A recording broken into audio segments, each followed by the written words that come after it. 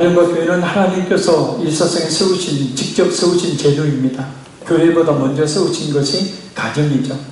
그래서 교회는 물론이거니와 가정의 소중함은 아무리 강조해도 지나치게 되지 않습니다. 가정은 곧 또 하나의 교회입니다. 그리고 그 가정을 이루고 있는 중심이 바로 부부이니 부부주일로 부부의 의미를 되새겨보는 것은 의미 있는 일이고 또 성경적입니다. 먼저 부부의 날은 우리나라 권재도 목사님 부부가 1995년 세계 최초로 5월 21일 2일 둘이 하나 그런 의미의 뜻으로 부부의 날로 만들어 지키다가 정부의 입법 건의를 통해서 2007년에 공식적인 법적 기념일로 지켜주고 있는 날입니다. 물론 공휴일은 아니죠. 부부에 대한 말씀은 사실 어떤 분들에게는 아픔이 될 수 있습니다. 그러나 두 가지 의미로 받아들여야 합니다. 하나는 어떤 이유로든 현재 온전한 부부관계를 이루지 못하고 있는 분들은 앞으로 새로운 또 좋은 부부관계를 위한 귀한 말씀으로 받아야 하고, 또 이제 연륜적으로는 어떤 이유로든 부부관계를 이루기 어려운 분들은 자녀들이 앞으로 바른 부부관계를 이루도록 하는 그런 말씀으로 가르칠 수 있도록 받아야 합니다. 그리고 우리 청년들은 앞으로 좋은 부부에 대한 성경적 관점을 가지는 말씀으로 삼아야 합니다. 그리고 부부들은 다시 한번 하나님께서 우리 부부에게 원하신 것이 무엇인지를 깨닫고 순종해서 진정 행복한 부부가 되는 계기로 삼아야 합니다. 그래야 교회가 행복해지고 그래야 하나님의 나라가 행복해집니다. 할렐루야. 왜 부부주일이 중요하냐면 겉으로는 그럴듯한 신앙생활, 부부생활을 하고 있지만 실질적으로 부부 사이에 금이가 있어서 온전한 하나님의 은혜와 복을 받지 못하는 경우들이 정말 많기 때문입니다. 그리고 그 모든 핑계를 오직 상대에게만 돌리는 악순환을 반복하는 부부들이 많기 때문입니다. 하나님의 말씀을 잘 기억하지 못하기 때문이죠. 이 시간 우리 모든 성도들의 마음을 만지시는 성령님께서 깨닫게 하시고 또한 우리 마음에 새로움을 주시길 바랍니다. 우리 위로를 주신 은혜가 있으시기를 간절히 소원합니다. 우리 8절 말씀 다시 한번 읽겠습니다. 여호와 하나님이 이르시되 사람이 혼자 사는 것이 좋지 아니하니 내가 그를 위하여 돕는 배필을 지으리라 하시니라. 아멘. 남녀 창조는 창세기 1장 27절을 통해서 이미 이루어졌습니다. 그러나 남자와 여자의 창조는 아주 중요한 사건이기에 하나님은 이렇게 2장에서 재차 그 사건을 언급하십니다. 하나님께서 보시기에 여자를 창조하시기 전 아담이 혼자 있는 것은 그리 보기 좋지 않으셨습니다.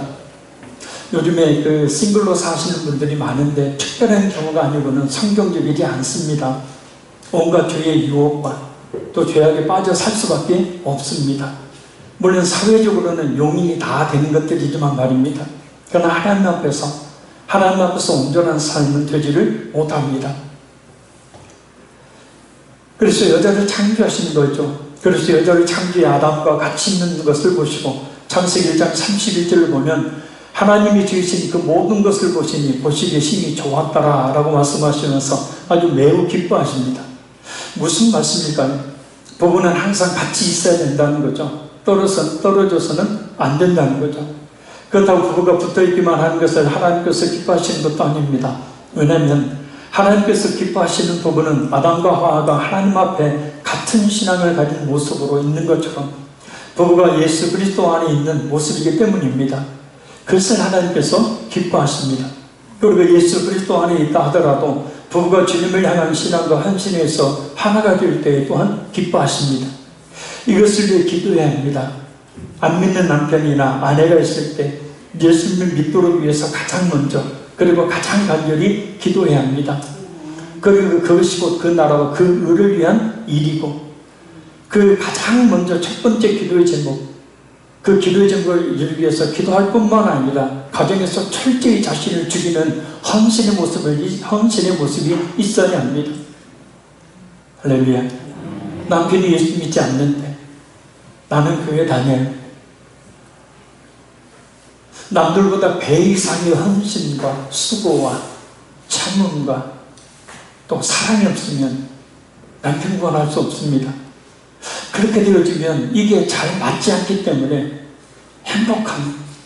진짜 영적으로 행복한 삶을 살 수가 없게 되어져요. 이 저주가 아니라 실제 그렇습니다. 왜냐하면 영적으로 맞지 않으니까 계속해서 다툼이 일어나게 되어지고 계속해서 성적 차이라는 것을 이야기하게 되어지고 그래서 하나가 될 수가 없는 겁니다. 그러나 믿음 안에 들어와 있는 교회 다닌다고 하는 남편이나 아내가 있다면 하나님께 더욱 진실한 믿음을 가진 사람, 하나님께 더욱더 헌신적인 그런 사람이 되기를 기도해야 합니다. 그래야 부부가 성령으로 인해서 변화되어 가고 서로에 대한 새로운 안목과 자세를 가지고 사랑의 마음으로 대할 수 있기 때문입니다. 오늘 본문을 보면 하나님은 여자를 향해 돕는 배필이라고 말씀하십니다. 부부의 협력을 의미합니다. 배필이라는 말은 돕는 자라는 뜻이에요. 그래서 결혼이란 앞으로 평생 왼수를 만나는 것이 아니라 돕는 자를 만나는 거예요. 그럼 어떻게 하는 것이 돕는 것인가? 첫째, 돕는다는 뜻은 직간접적으로 부부가 서로 돕는 것을 이야기합니다. 저도 요즘은 설거지를 거의 전담하다시피 하는데 돕는다 그런 생각으로 했는데요, 어떤 분이 그런 얘기를 하더라고요. 그건 돕는 게 아니다, 당연한 거다.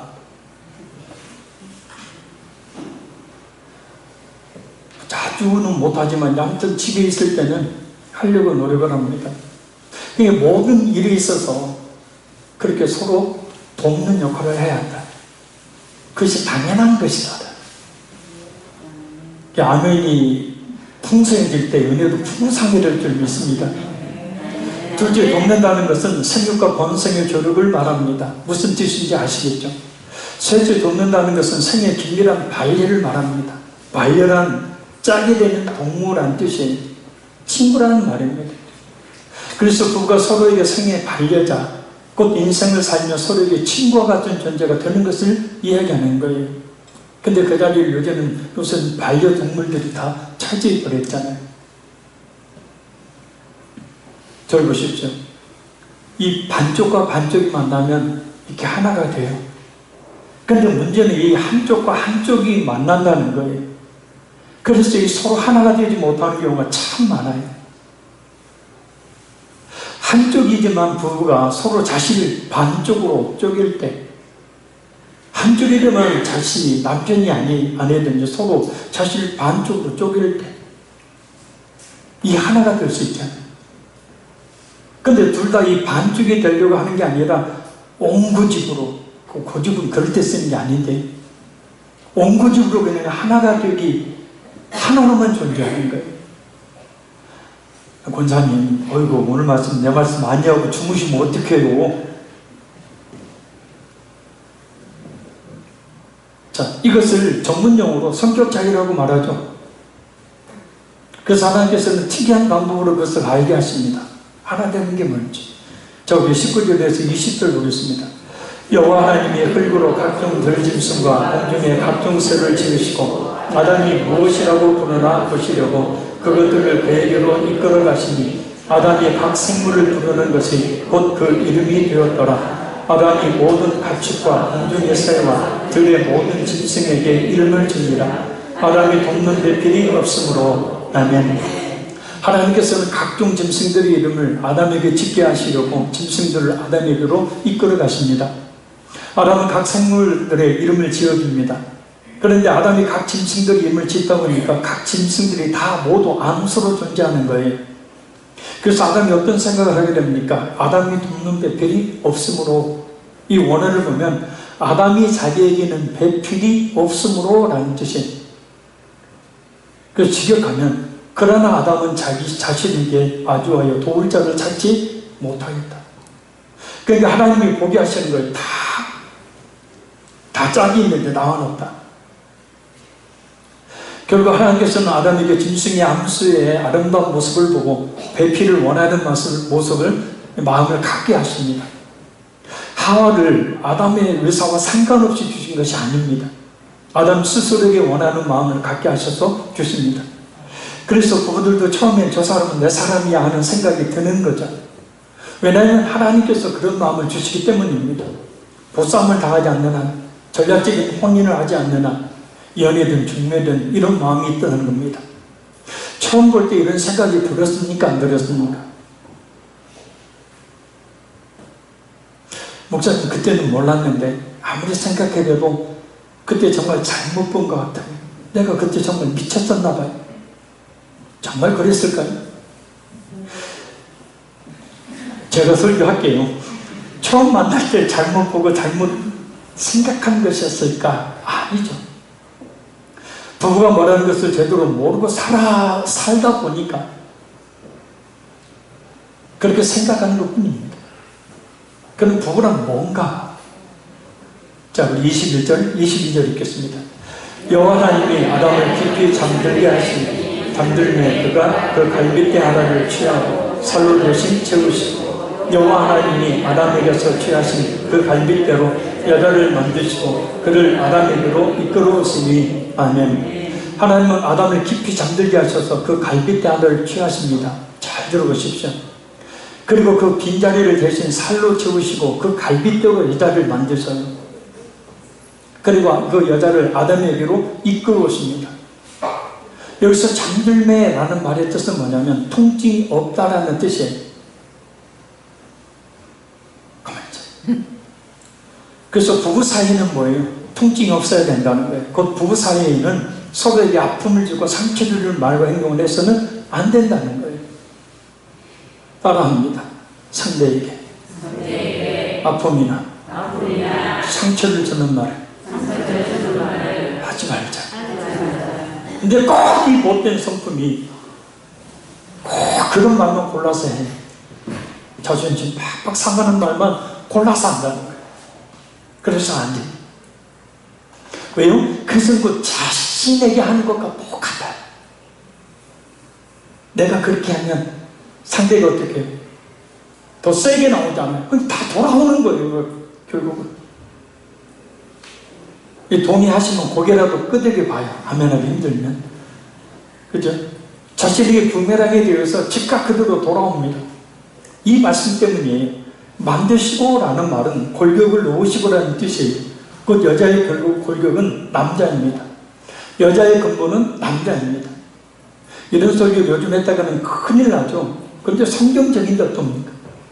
특히 여자라는 말이 히브리어로 이샤라는 말인데 이 말은 남자라는 뜻의 이쉬라는 말에서 파생된 단어예요. 어원적으로 여자는 남자로부터 비롯된 존재다라는 뜻입니다. 그러니 에베소서 5장 22절 27절 말씀처럼 아내는 남편에게 순종하고 남편은 아내를 자신과 같이 또한 그리스도께서 교회를 사랑하신 것 같이 사랑하라. 아멘. 주석가 매튜일리 목사님이 이런 얘기했습니다. 하나님께서는 여자가 남자에게 짓밟히지 않도록 다리뼈로 만들지 않으셨다. 반면 여자가 남자를 지배하지 못하도록 머리뼈로 만들지도 않으셨다. 이 말을 한 이유가 뭐예요? 거꾸로 뒤집어 보면 남자들이 여자를 짓밟고 또 여자들은 남자를 지배하려고 하는 그런 모습들이 있다는 거예요. 남자는 영적으로 보면 갈비뼈가 있어야 될 가슴에 갈비뼈 하나가 없어서 늘 허전합니다. 남성분들 어때요? 그래서 어떤 갈비뼈 하나가 모르는 갈비뼈라도 그 갈비뼈 하나가 조금만 내 빈자리를 채워준 것 같으면 정신 못 차리고 그 가슴에 빈자리에 그 다른 갈비뼈를 채워 넣어버려요. 그런 본능을 누구나 가지고 있어요.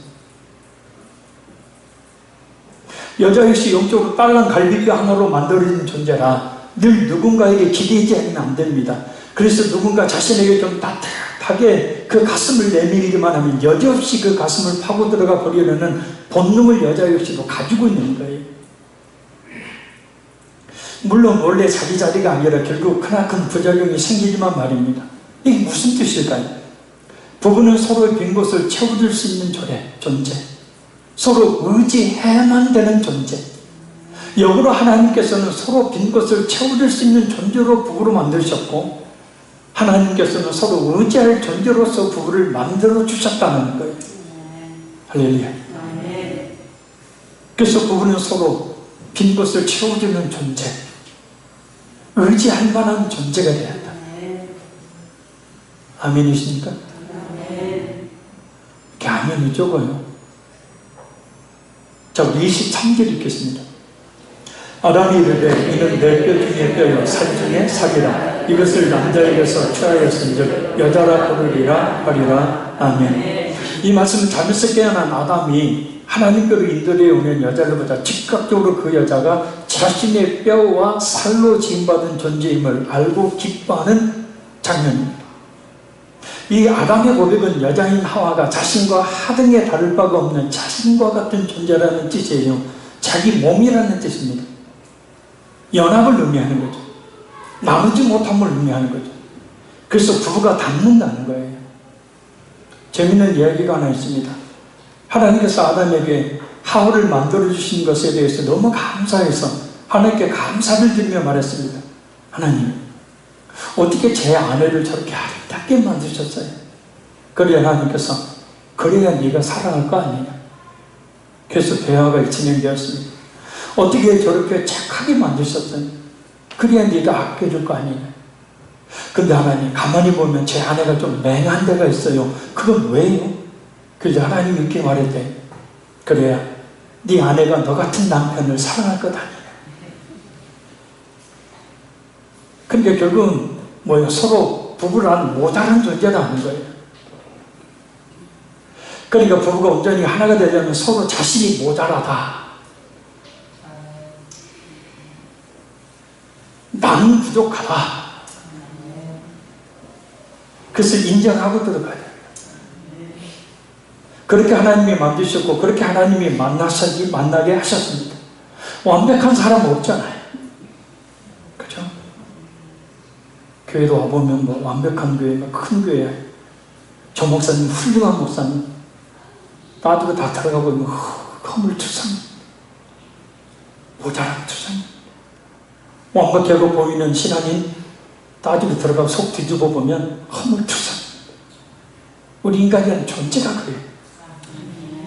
특별히 하나가 되어야 될 부부관계에 있어서는 더더욱더 완벽한 것을 요구하지도 말고 완벽하다고 내세우지도 말아야 돼. 서로 좀 모자르고 부족해도 그 모자르고 부족한 부분을 서로 채워주도록 하기 위해 하나님께서 부부로 만나게 해주셨음을 믿고 감사하고 부족한 것을 당연한 것으로 알고 왜 저 모양이가 아니라 저 모양이 된 저 모양이 저 모습은 너무 당연한 거야. 할렐루야. 또 부부주의 설교가 제일 힘들어요. 하다 보면 아멘이 별로 없어요. 부족한 저건 당연한 거야. 따라합니다. 부족한 저 모습은 너무 당연한 거야. 나는 더 부족해.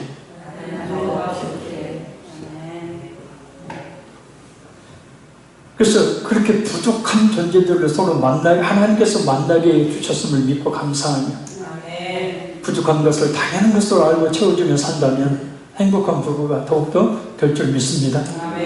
24절 읽겠습니다. 이러므로 남자가 부모를 따라 그 아내와 합하여 둘이 한 몸을 이룰지로다. 아멘. 이 말씀은 결혼제도의 창시자요 최초의 결혼 예식의 주례자이신 하나님의 주례사입니다. 참고로 하나 말씀드리고 싶은 것이 있어요. 결혼식 할 때는 꼭 주례를 세우되 그 결혼이 진정 하나님께서 축복하시고 조언하시는 결혼이 되려면 목사님을 꼭 주례로 세우십시오. 이 성경에 나와 있는 거예요. 아멘. 지금 이 말씀, 오늘 본문의 말씀은 하나님이 아담과 하와에게 하신 주례사예요. 그것이 상징하는 의미가 매우 큽니다. 요즘엔 주례 없이 결혼하는 것이 유행인데 그것은 그 결혼을 자기 마음대로 하고 또 앞으로 생활 역시도 하나님 없이 자기 마음대로 하겠다는 뜻으로 성경적이지 않습니다. 그래서 앞으로는 혹시 이 결혼식을 자녀들이 있으면 꼭 목사님을 주례로, 만약에 상대편 어떤 뭐 가족들이 믿지 않을 때는 어쩔 수 없이 결혼식장에서 결혼을 해도 꼭 목사님을 주례로 세우고, 사회 지도층 유명한 인사들 세워봐야 좋은 얘기는 해주겠지만 진짜 부부에게 필요한 영적인 말씀은 못하죠. 저도 주례를 많이 써봤습니다만 그래서 늘 주례에 이 설교를 해요. 그리고 오늘 아침에는 이번 토요일날 결혼하는 민성이한테 제가 오늘 설교 본문을 통째로 보냈어요. 왜냐면 지난번에 인상으로 왔더라고요, 부부가.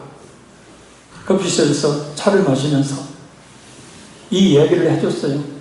그랬더니 신부가 믿음이 좋아요. 그래서 다 받아줬고 싶었다고. 이제 그 말을 듣고 이제 통지 파일로 보냈어요. 그랬더니 민성이가 정말 고맙습니다 하고 문자가 왔더라고요.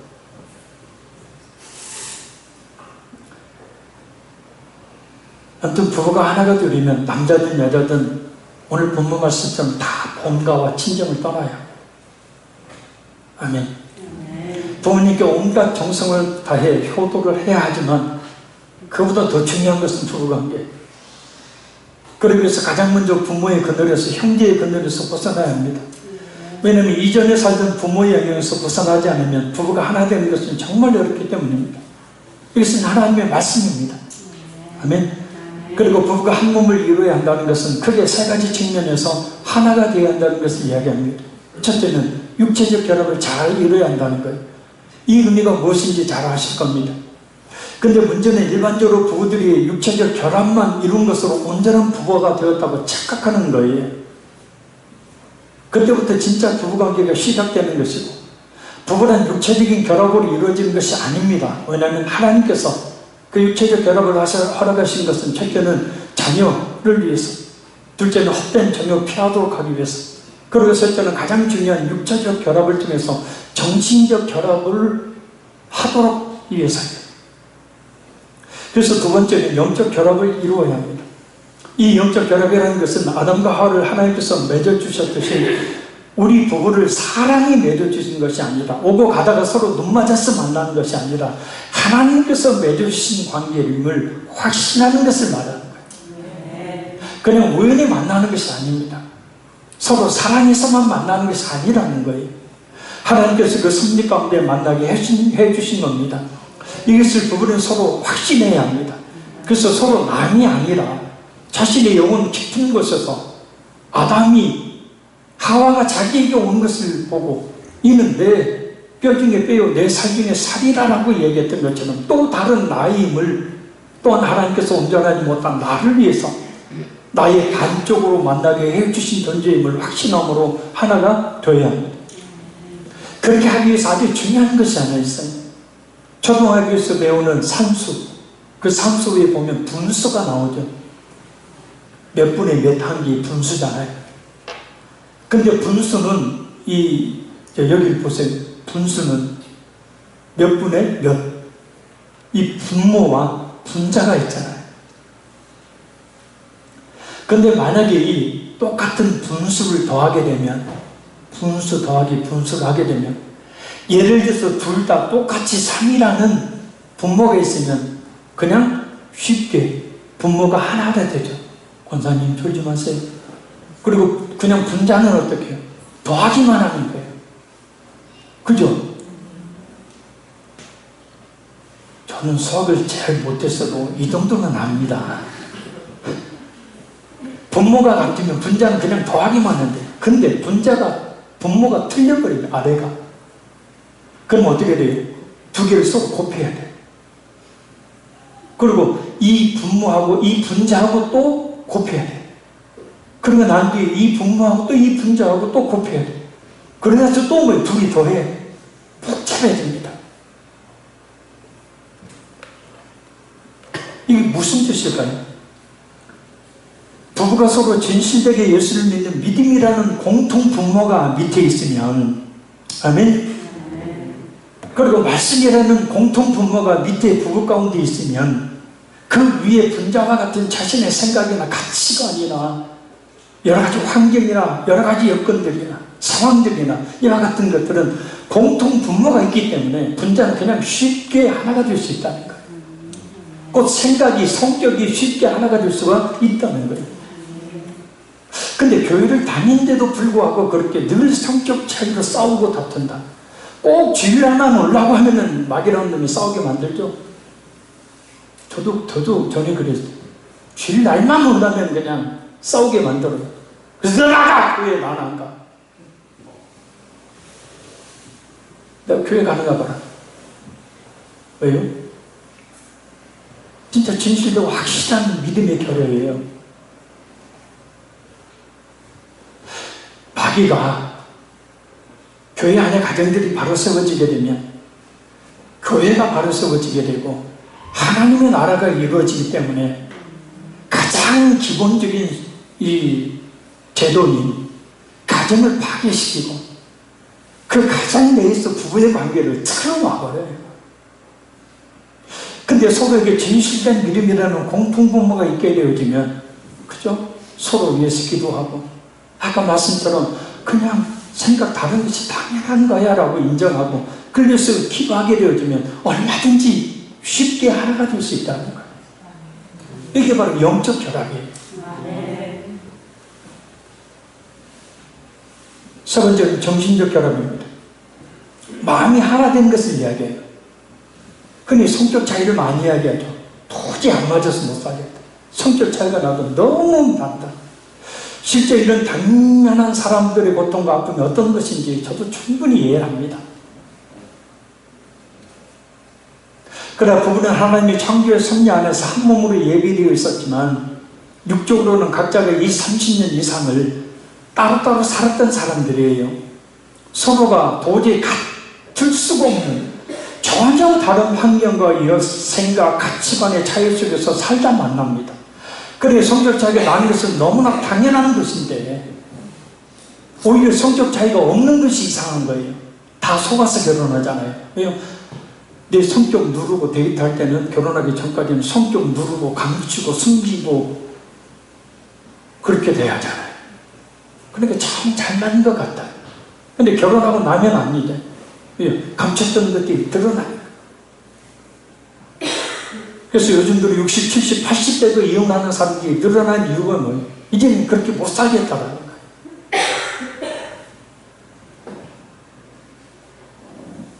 성격 차이가 없는 것이 이상한 일입니다.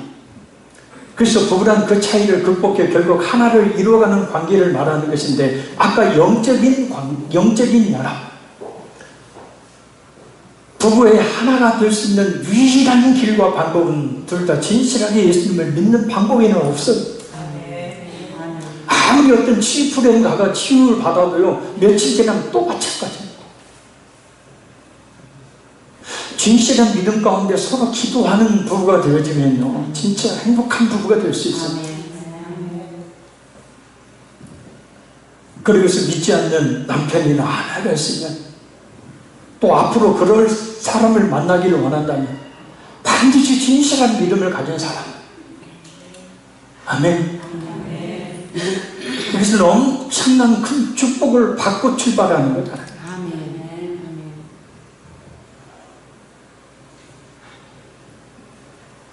그래서 영적 결합뿐만 아니라 오늘 본문 말씀처럼 부모를 떠나버렸어요. 문자적으로 보면 남편은 시댁의 그늘 아래 아내를 예속시키지 말고 자꾸 시댁하지 말고 아내 역시 친정의 그늘 아래 남편을 억압하지 말고 자꾸 친정하지 말고 사는 것은 부부가 사는 거예요. 아내가 시댁하고 남편이 친정하고 사는 것이 아닙니다. 물론 양가 부모님에게 극진한 효도를 해야 되겠죠. 그건 하나님의 명령입니다. 그러나 먼저 살펴야 될 것이 뭐예요? 서로예요. 서로. 할렐루야. 부모에게 잘하는데 부부가 잘 못 산다. 부모는 진짜 힘들 겁니다. 뭐 안 가져줘도 좋다. 너희들이 행복하기만 한 길 없이만 살았으면 좋겠다. 이게 모든 부모의 공통적인 그런 말 아닙니까? 그래서 부모의 영향들에서 벗어나야 합니다. 내가 자랐던 환경, 내가 가지고 있던 생각들, 가치관들 고집하지 말라는 거예요. 그게 부모 영향에서 벗어나. 부부가 되었으면 그런 것들을 그대로 가지고 있지 말고 버려야 한다는 것입니다. 그렇지 않으면 그 부부가 서로 자신을 쪼개서 반죽이 되지 않으면 그래서 서로 하나로만 나머려 있으려고 하면 결코 온전한 행복한 부부가 될 수 없다는 거예요. 재밌는 얘기가 하나 있어요. 남자가 데이트를 할 때 사람들이 보이는 반응.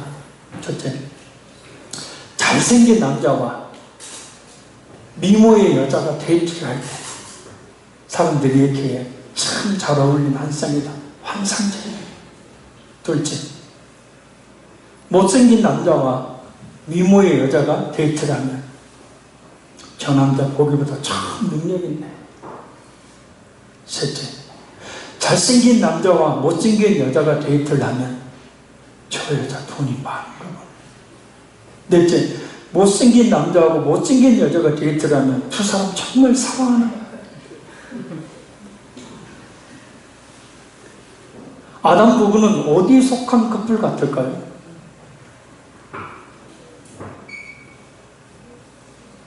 예수님의 그 형상을 보면 말이에요, 아담과 하와도 그렇게 우리가 보는 그림에 나와 있는 잘생기지는 않았을 것 같아요. 부부는 각자가 하나님 앞에서 최고의 걸작품이고, 또 부부는 하나님께서 맺으신 커플입니다. 가장 행복한 부부는 둘이 열심히 돈 벌어 각자 따로따로 세상 친구들 만나며 재밌게 사는 부부가 아니라, 서로에게 명품 물건들 가져다 주는 부부가 아니라 서로 육체적으로, 영적으로, 정신적으로 하나가 된 부부. 그런 부부가 진정 최고의 커플이고, 그러기 위해서 또 한 가지 꼭 염두에 둘 것이 있습니다. 우리 마지막 25절 읽겠습니다. 아담과 그 아내 두 사람이 벌거벗었으나 부끄러워하지 아니하니라. 아멘. 태초 에덴 동산에서 아담과 하와는 서로 몸에 아무것도 걸치지 않는 나신이었어요. 그러나 부끄러움을 몰랐습니다. 그러나 죄를 짓고 난 다음에 서로 쳐다보면 부끄러움을 느끼게 되었어요. 그래서 어느 주석에 부끄러움을 이렇게 설명합니다. 부끄러움은 인간 타락의 결과로 원초적 성결의 상실감에서 오는 부자연스럽고 불안정한 정신 상태의 한 양상이다. 성결을 서로 거룩하지 못하기 때문에 그랬다는 거예요. 그러니까 부부가 서로 깨끗함을 상실할 때 부끄러워진다는 뜻입니다. 부부가 난 뒤에는 서로에게 부끄러울 만한 행동을 해서는 안 된다는 뜻이에요. 또는 부부가 되기 전에 과거, 그리고 어제까지 있었던 일, 벌거벗은 듯이 살았다 하더라도 그 과거를 묻지 말고 따지지 말고 덮어줘야 한다는 거예요. 원래하면 하듯이. 그리고 서로 벌거벗은 모습을 보고도 부끄러워하지 않도록 숨기는 것이, 속이는 것이 없어야 한다는 뜻입니다. 서로에게 아무런 꺼리낌이 없어야 한다는 뜻입니다.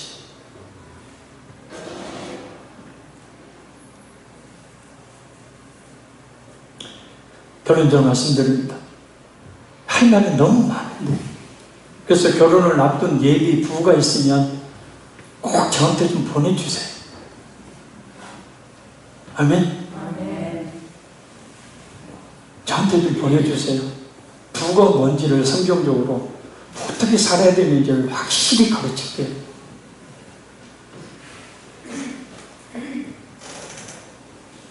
결론적으로 말씀드립니다. 부부는 서로 육체적, 정신적, 영적 결합을 잘 이루어야 합니다. 왜냐하면 부부는 서로에게 있어서 바로 자신과 같기 때문에. 우리는 행복하게 살기에도 시간이 부족한 사람들입니다. 이렇게 치고받고 싸우다가 어쩌게 돼. 마귀에게 속아서 행복해야 될 시간들을 갈등하느라 낭비하지 말아야 합니다. 천국에 가서도 맛보지 못할 행복이 바로 이 부부관계 행복입니다. 1+1은 2가 되어서는 안 됩니다. 1+1은 1이 되어야 합니다. 서로에게 기댈 만한 존재, 의지할 만한 존재, 허전함을 채워줄 수 있는 존재, 무슨 이야기든 다 할 수 있는 대상. 그래야 행복한 부부가 될 수 있고, 그런 부부가 행복한 가정을 이룰 수 있고, 그런 가정들이 모일 때 행복한 교회가 이루어질 수 있고, 그럴 때 하나님의 나라가 이루어지게 된. 아무리 많은 돈이 있으면 뭐합니까? 서로 각자 뼈빠지게 나중에 행복하게 살자고 서로 떨어져서 아무리 많은 돈을 벌면 뭐합니까? 지금 행복하지 못하면 그 무지개라는 것은 오히려 해가 되지 아무런 의미가 없는 겁니다.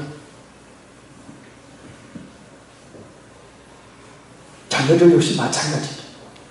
그러나 가진 게 좀 없어도 정말 서로의 부족함과 모자람을 채워주는 부부다.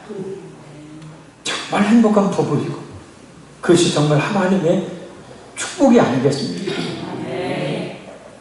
끝으로 부부 생활 10개명 하나 소개시켜드리고 마칩니다. 첫 번째 1. 자, 오른손 들고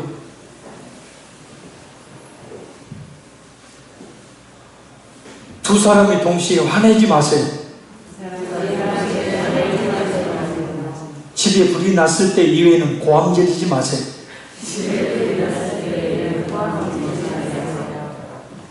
눈이 있어도 흠을 보지 말며 입이 있어도 실수를 말하지 마세요. 아내와 남편을 다른 사람과 비교하지 마세요. 아픈 것을 긁지 마세요. 돈을 품고 침상에 들지 마세요. 처음 사람을 잊지 마세요. 결코 단념하지 마세요. 숨기지 마세요. 서로의 잘못을 감싸주고 사랑으로 부족함을 채워주도록 하세요.